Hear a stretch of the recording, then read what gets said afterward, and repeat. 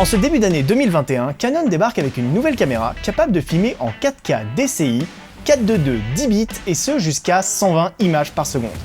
Je vous présente la C70. La C70 de Canon est la toute première caméra de leur gamme EOS Cinema à intégrer leur nouvelle monture RF. Celle-ci présente de nombreux avantages, notamment un diamètre interne très large et surtout un tirage optique de seulement 20 mm contre 40 mm pour l'ancienne monture EF de chez Canon. Et ce très faible tirage optique va permettre à Canon de fabriquer des objectifs avec beaucoup moins de contraintes optiques. Donc des objectifs de bien meilleure qualité, plus légers et potentiellement plus compacts. On peut ainsi dire sans trop prendre de risques que les aberrations chromatiques par exemple seront bientôt de l'histoire ancienne grâce aux nouvelles optiques RF de chez Canon. Et tant mieux. En parallèle de cette nouvelle monture, la C70 intègre un capteur DGO 4K au format Super 35. Ce capteur n'est pas exclusif à ce modèle puisque Canon l'a repris de sa grande sœur la C300 Mark III, un modèle beaucoup plus haut dans la gamme EOS Cinema. Le sigle DGO signifie Dual Gain Output, ce qui veut dire que le capteur enregistre 2 fois l'image à 2 plages ISO différentes, et les combine ensuite en une seule image dont la dynamique s'en trouve grandement améliorée. Canon nous promet ainsi plus de 16 diaphs de plage dynamique quand le mode DGO est activé sur la caméra. Mais ce n'est pas la seule prouesse de ce capteur, puisqu'en compilant ainsi 2 expositions, il permet également de réduire de manière significative le bruit électronique en basse lumière, vous offrant ainsi des images beaucoup plus propres, même à des sensibilités ISO très élevées. Cette prouesse est aussi rendue possible grâce au nouveau processeur Digix7 qui permet un traitement ultra rapide de l'image. Ce processeur est hérité là encore de 2 modèles très haut de gamme chez Canon, à savoir la C300 Mark III et la C500 Mark II. La C70 possède également des filtres ND intégrés dans le peu d'espace qui reste entre l'arrière de l'optique et le capteur. Ces filtres ND permettent de monter jusqu'à 6 diaphs de réduction et 10 s'ils se combinent l'un à l'autre. Ils permettent ainsi de filmer en plein soleil à très grande ouverture, avec par exemple les objectifs 50 mm et 85 mm f1.2 de chez Canon. Mais toute personne qui a déjà filmé à f1.2 sait que dans ces cas-là, garder la mise au point sur son sujet devient un vrai défi. C'est pourquoi Canon a également intégré dans la C70, en plus de leur dual pixel dont la réputation n'est plus à faire, une nouvelle version de leur technologie ITR AFX pour Intelligent Tracking Recognition Autofocus.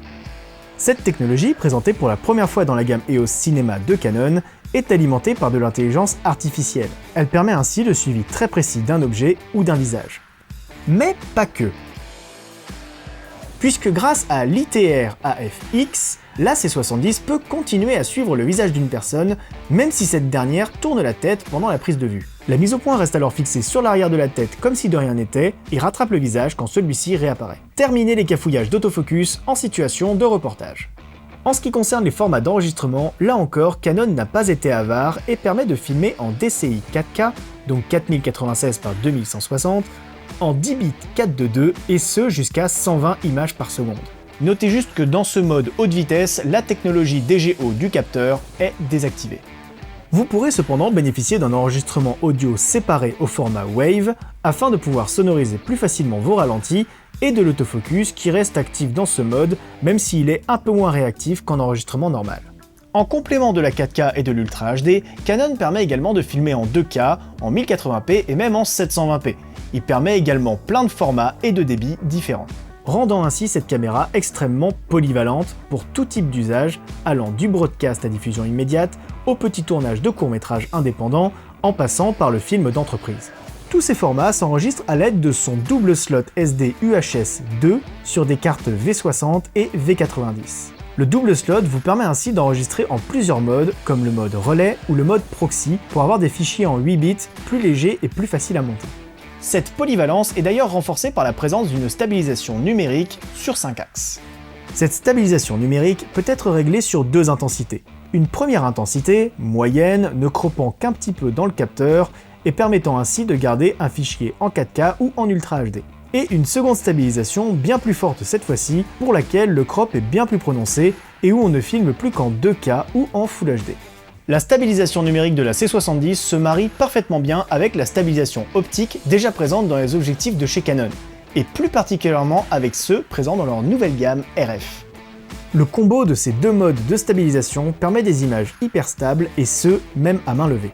D'ailleurs, en parlant des optiques Canon, si vous avez des objectifs en monture EF, ces derniers restent utilisables sur la C70. Il vous suffira de choisir une des nombreuses bagues d'adaptation développées par Canon depuis la sortie de l'EOS R. Outre la classique bague EF vers RF et sa déclinaison incluant un filtre ND intégré, nous allons principalement nous attarder aujourd'hui sur la bague que Canon a développée spécialement pour la C70. Cette bague permet non seulement d'y monter vos optiques EF, mais elle permet également, grâce à ses éléments optiques, de récupérer l'angle de vue d'un appareil plein format tout en gardant une taille de capteur Super 35.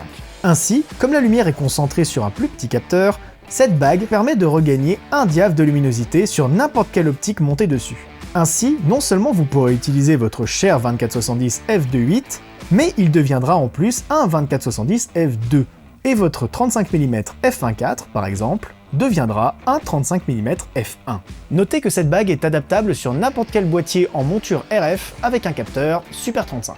Mais comme elle a été conçue à la base pour la C70, elle est vendue avec deux plaques de verrouillage à visser directement sur la caméra, afin de s'assurer que la bague n'ait aucun jeu et puisse délivrer la meilleure image possible. Et pour finir, parlons un petit peu de l'audio. L'interface audio a toujours été une des forces de la gamme EOS Cinema de Canon, et la C70 ne déroge pas à la règle en incluant deux entrées mini XLR, une alimentation fantôme 24V, un limiteur, un contrôle automatique du gain, une entrée jack 3.5 et un microphone stéréo intégré. Toutes ces fonctionnalités rendent la C70 particulièrement facile à utiliser dans un cadre de documentaire ou de film institutionnel. Avec des préamplis audio de très bonne qualité, vous n'aurez pas à craindre de bruit de souffle dans vos prises de son. La double prise XLR permet d'y brancher à la fois un micro-cravate et une perche, ou alors deux micros identiques si vous interviewez deux personnes à la fois. Et cerise sur le gâteau, la C70 permet d'enregistrer jusqu'à 4 pistes audio en même temps. En bref, la C70 de Canon est la digne successeur de la C100 Mark II, sortie en 2014. Sa conception compacte et sans compromis la rend idéale pour toute personne souhaitant une caméra performante et surtout polyvalente. Pour connaître les tarifs et la disponibilité de la C70, rendez-vous sur notre site internet. Vous retrouverez tous les liens dans la description de cette vidéo. Si cette présentation de la C70 vous a plu, n'hésitez pas à vous abonner à la chaîne YouTube TRM Audiovisuel et à activer les notifications afin de recevoir toutes nos prochaines vidéos. Si vous avez des questions concernant cette caméra, n'hésitez pas à nous les poser en commentaire sous cette vidéo.